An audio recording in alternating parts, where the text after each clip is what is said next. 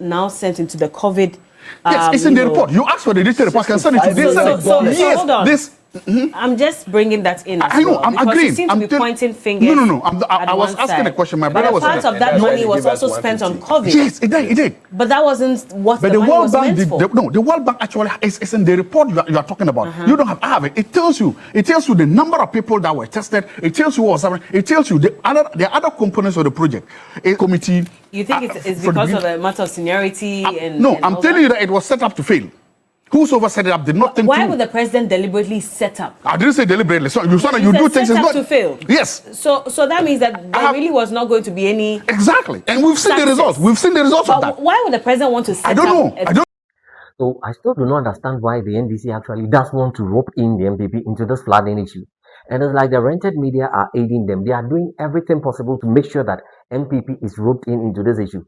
See, MPP was voted out of power for whatever reasons. Whatever you are saying, let's give it to you, it's true. MPP was voted out of power for that very reason. Why do you want to bring us back in? Now he's gone for 2 years. And then one thing, let's clear this very thing. Please listen and listen attentively. The president, John Dramani Mahama, hasn't been president for only 1.5 years. No, that is not true. That is not true. John Dramani Mahama has been president for well over 6 years. And I don't know how come NDC has been able to gaslight people into believing and thinking that John Dramani Mahama has been the president for only 2 years. So when you talk about him, the man has just been in power for 15, 16 months. And hey, John Dramani Mahama has been in power for 6 years. He was even an interim president. I've even forgotten to add to it. Come to think of it, he's been an interim president and a president. And currently he's in the second year of governance.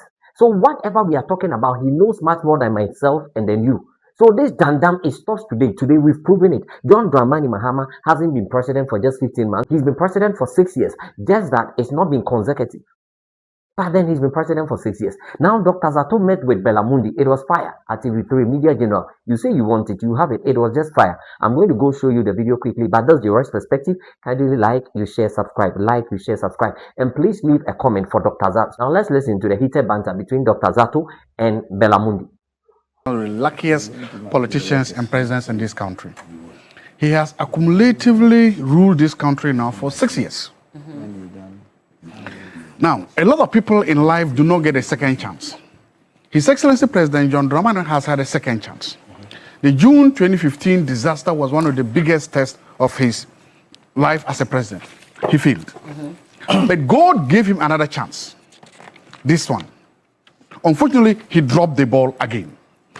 In 2024, as a minority leader, when the crisis happened, the same flooding, he wrote, and basically said that he said that the flood was caused by government. He said it was government's failure that led to the flooding.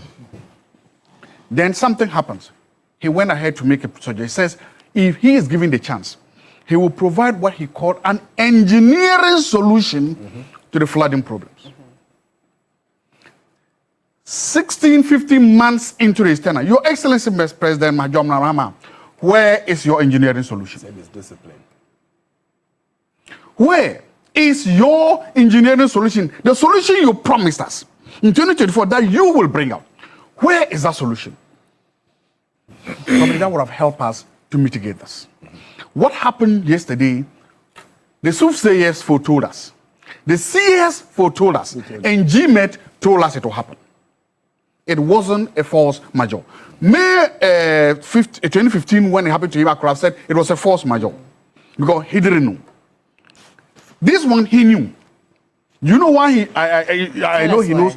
One of his agencies, GMET, told us. In February 2020, GMET released their report. GMET told us that, Ghana Metro told us that this year will have above normal rains. And GMET made specific recommendations to NADMO, to district municipal assemblies, to national security, to policymakers on what to do. And GMET told us that these rains will happen June, July, and probably in August. They told us. If you are in a position, you promised an engineering solution, 1. 2, in February and March 2025, you came out with a committee to deal with that. Then 3, in February 2026, GMET also told you this will happen. And then it still happened. And when it happened, it catches you, pants down, it catches you, then you are clueless. What we have seen is that the government was completely unprepared for this, and that is why we are suffering like this. It wasn't a force majeure. It was something we knew about. We just didn't prepare for it.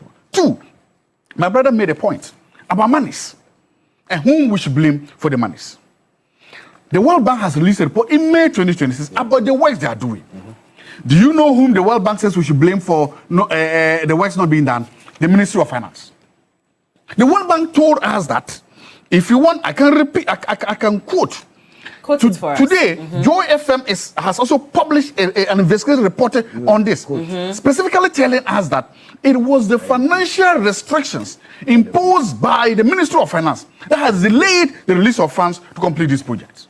The World Bank has named somebody out of Austin. It says that the delays in the release of, it said the financial strings put there delayed the release of funds to complete this project. So, if you want to blame an individual who didn't release money, fundings for this thing to happen, it is not Cecilia Dapa. The World Bank didn't say that. Because the money, remember, the money belongs to the World Bank. I want us to be very clear. It's not the World Bank is telling us it is Honorable Arthur Forson whose offices, financial stringent or whatever rules there, delayed the release of money. And because those contractors were not paid, those people were not paid, the work has not been done. But beyond that as well, they also indicated that a part of the money was also now sent into the COVID. Yes, it's in the report. You asked for the detailed report. I can send it to you. So hold on. I'm just bringing that in. I know. I'm agreeing. You seem to be pointing fingers. No. I was asking a question. My brother was. But part of that money was also spent on COVID. Yes, it did. But that wasn't what the money was meant for. No, the World Bank actually is in the report you are talking about. You don't have it. It tells you the number of people that were tested. It tells you what was happening. It tells you the other components of the project. There's something here called adequately equipped health facilities.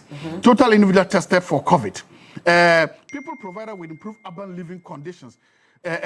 People provided with improved urban living conditions. Like, what I'm saying is that these things were also. Hold there. You didn't finish. What I'm saying. Hold on. We are not done. Master, relax. You don't have the floor. Is that what the money was meant for? That's what the World Bank is reporting the money was used for. And that's what the World Bank says it was used for. That's what it says. Is that what it was meant for? The World Bank says that also has been used for. The World Bank has not flagged that any criminality has been done with that. If you are a country, when you were talking, I kept quiet out of respect. Please. If you are a country and you let's remember the two differences here. COVID was force majeure. This Friday is not. If in the force majeure you move almost every single resource you have to deal with the force majeure, that's just management. You do not sit in the force majeure and then you have money for something and you refuse to move the money. That's no management. In management, when there's a force majeure, you move. So moving those resources to deal with COVID was a smart and intelligent way of dealing with a force majeure. It was a global disaster, and you did that. Nobody or nothing, the World Bank so far has not come out to say that those monies were not used for that project. That is what you do. You divert funds when you are dealing with force majeure. That's where I'm coming to. So as I said, the World Bank has now told us that report is out there, that whom we should blame for not releasing that money. And because of that, it says the project is moderately on that. That is that blame. If you want to blame an individual, you mention an individual, it remains squarely in the Ministry of Finance. Why didn't they release that money quickly? There's a task force. Then we'll come to task force. Why didn't the task force tell the Ministry of Finance that GMED has told us this will happen? Release the money. Why didn't they release the money? My hypothesis, my theory is that the money was used for something else. What is removed? I cannot prove. That's why I say it's a hypothesis. Because if you have the money and you are told there's a disaster coming, you will release it. No releasing meanwhile what? You are complicit in this. The government is complicit. Number two, you set up a committee. I want you to look at the makeup of that committee, and it's the perfect definition of what we call maladministration. The deputy chief of staff is made the chairman of the committee. You know the people working under him are two cabinet ministers, who even by rank are higher than him in the government. So the point is. And the national security advisor. So you hire three very, very senior staff, cabinet ministers, to serve under their junior. Then the deputy chief of staff doesn't have a budget. He doesn't have operational capacity. The men and women who have operational capacity are supposed to work under the man who doesn't have any operational capacity. So the chairman is not supposed to instruct the national security advisor on what to do. He's not supposed to instruct the cabinet ministers on what to do. And you wonder why they have failed pathetically, and you wonder why they have not come out with any report, and you wonder why, despite whatever they've done, they cannot even afford to tell the Minister of Finance that a disaster is coming, release funding. It tells you that this committee... You think it's because of a matter of seniority? I'm telling you that it was set up to fail.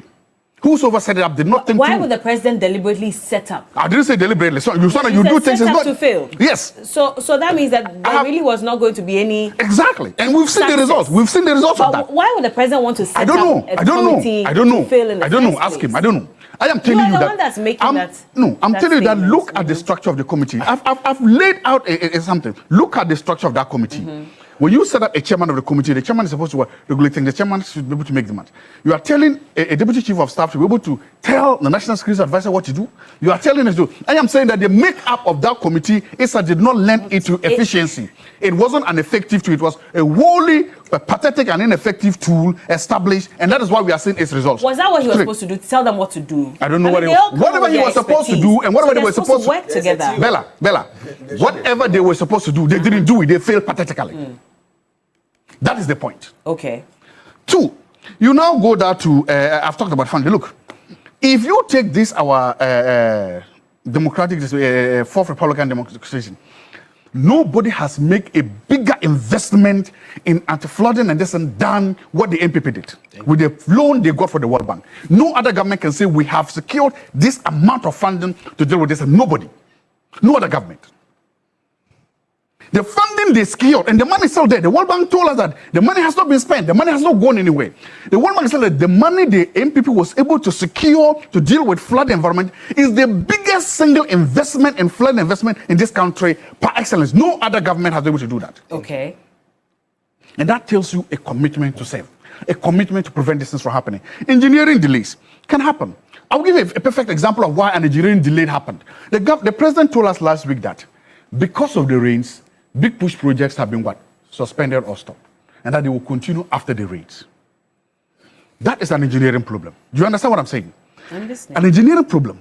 Now, the Odo River, as I said, the drainage is delayed. It has not been. In fact, it has not actually been delayed. You cannot say that project is delayed because the expected completion date is December 2027. Unless and until it passes that date, you cannot say it has been delayed.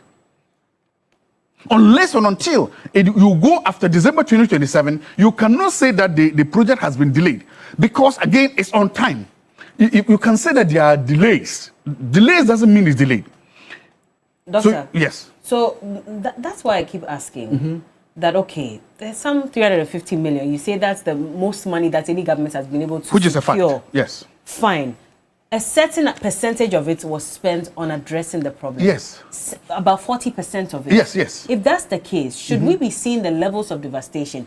Let's say, for example, that yes, there's been delays in releasing the rest of the money to address the problem. At least the 40% that was spent, should we not have seen some levels of improvement in the situation? It's true, that question is valid. Another way of looking at it is that if that 40% was not spent, don't you think that the devastation would have been worse than that? But, No, I'm asking. Let's look at it. You are saying that. Then what has changed? What has changed is that what has changed is here. Theory according to What has changed? Let me tell you what has changed. Let me tell you the work that has been done. The work. There's a report. It says that what? It talks about the report that if you give me capacity of primary Odo channel to carry floodwaters in cubic meters. Then it says that the primary indicator measures an increased capacity of Odo River due to regular dredging. Dredging commenced in February 2024 in unincumbent areas. But the post Baymetric analysis. What